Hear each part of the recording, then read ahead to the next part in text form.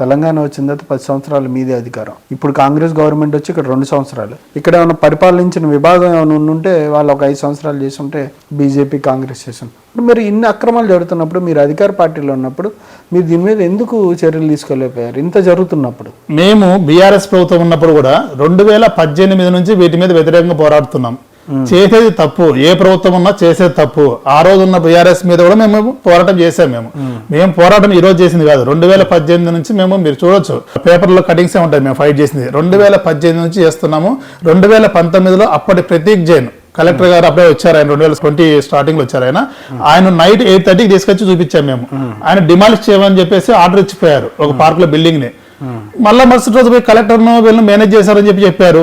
Municipal అధికారులు కట్టుకున్నారు, residence వచ్చి ఉన్నారు. అక్కడ వాళ్ళు వచ్చి ఉన్నారు. డైరెక్ట్ గా ఒక అడిషనల్ కలెక్టర్ వచ్చేసేసి డిమాలిష్ చేయమని చెప్పి ఆర్డర్ ఇచ్చిపోయారు. ఒక 3 రోజులు వర్క్ ఆగిపోయింది. 4వ రోజు మళ్ళీ వర్క్ స్టార్ట్ అయింది, బిల్డింగ్ కంప్లీట్ అయిపోయింది. అక్కడ వచ్చి రెసిడెన్స్ ఉన్నారు. ఇప్పుడు ఇక్కడ అందరి యొక్క ఆదాయాలు కోట్ల రూపాయలు పడగెత్తేసారా అందరూ? అవును, 100 కోట్లలో ఉన్నారు సార్. ఏ రాజకీయ నాయకుడు గతంలో పాలకులు ఎవరైతే ఉన్నారో వారు వాళ్ళు వచ్చేటప్పటికి, ఆ టయానికి ఎవరైతే పాలకులుగా వాళ్ళు తయారయ్యేటప్పటికి అప్పటికి వాళ్ళకు ఉన్న ఆస్తులేంటి, ఇప్పుడు ఆస్తులేంటి.